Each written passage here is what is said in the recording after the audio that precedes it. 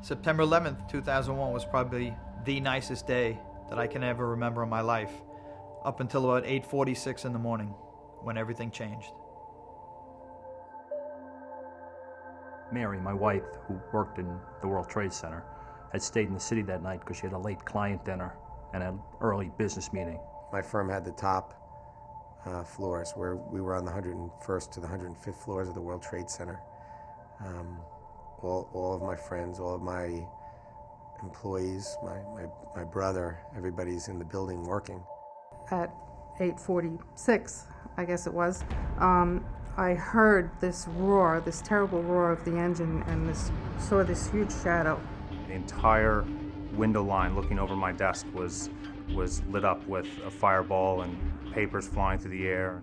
And I thought it must have been an earthquake because the grinding sound, the rumbling of the foundation, and the swaying of the building. The building righted itself, and we knew something bad had happened.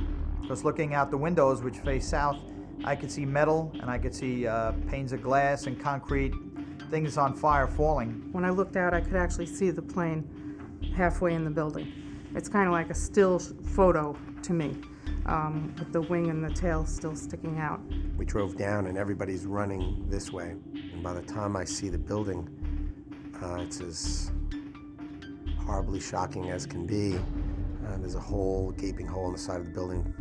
Smoke is pouring out, flames are pouring out. We got a lot of calls that morning from family and friends. Many of them knew that my brother was a pilot, and they called to ask me if they thought that he might be involved in this. And I said, no. Spoke with my mother. I said, I'm okay. I'm in the other building, but we're gonna evacuate. Circling, and then I heard the engine spool up even more. And as I heard the engine spool up even more, the plane hit tower number 2 and literally just blew right through it. It looked like a meteor storm. There were just huge chunks of steel coming down, things were burning. I mean, chunks of steel the size of refrigerators were falling around us. Exactly what you saw at the World Trade Center really happened at the Pentagon, only low to the ground. About 3 or 4 minutes into crawling around and unable to see anything or hear anything, and thinking that, this is probably it, and really starting to get a sense of why people had been jumping out of the windows. One of the things that I remember when the firefighters came is all the equipment that they had on, and it must be very heavy because they were panting, they were breathing heavily, and they were sweating profusely. And I remember some of the people, we gave them our water to drink, we poured water down their heads to cool them down, and as they proceeded to continue up the stairs, we applauded them. I was grabbing people as they walked out the door, asking them what floor they had worked on. What floor did they come from? We had gotten the 60th floor, 72nd floor. The highest floor was the 92nd floor, and then I heard the sound. It was the loudest sound I'd ever heard. This noise over my head, tremendous noise, like a roar over my head, like a locomotive coming at you. That's what it reminded me of. The next thing was wind, very, very fierce wind, like a hurricane wind. I felt a rush of wind coming from above me, and what sounded like about 1,000 freight trains coming.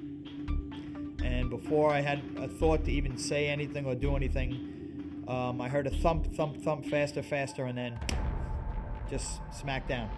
There was a lot of chaos. People running, thousands of people just running down the street, screaming, yelling. Until we just started to run. And then the cloud, we saw the cloud coming, and it finally reached us and just engulfed us. The world goes black. And I'm laying there holding my breath. Hold your breath. Hold your breath. Hold your breath. Mary worked in 2 World Trade Center, the second tower. And when I turned around, I watched that building collapse. And at that moment, I had a sense that, or knew that, she was not coming home. Tower 2 fell within less than 3 minutes of the time my ambulance left. And I understand that the paramedics and doctors that were down there on the ground didn't make it. And I stood and looked back again towards the World Trade Center, and I saw now the North Tower come down and collapse. There was 13 of us alive in this small area from like the 3rd to the 4th floor. I don't know why, but that part of the stairway didn't collapse. It remained intact. Those two. Everybody underneath us was killed and over us was killed. For some reason, that stayed intact. I saw a little peephole of light above me, and all the while I was digging, the only thing that I remember seeing was steel and rebar, which goes through the concrete. I remember seeing pieces of what I told myself were mannequins, which I know weren't, and bundles of rags on fire, which I know that wasn't really rags on fire either. I guess I had too much on my mind before that I didn't even think about being frightened. But when I came out of that hole and I saw the devastation that was around me, there was this huge piece of steel about 70 feet over my head. It was burning underneath it, and the Trade Center, everything was gone. The World Trade Center had disappeared. I lost my best friend, Donald Foreman. And the 2 officers that responded with him. We had 960 people, and that day we lost 658. We lost every single person who was in the offices. There was no way out for them. The World Trade Center was like a second home, and you lived there, you worked there, the community. In the blink of an eye, that was all gone.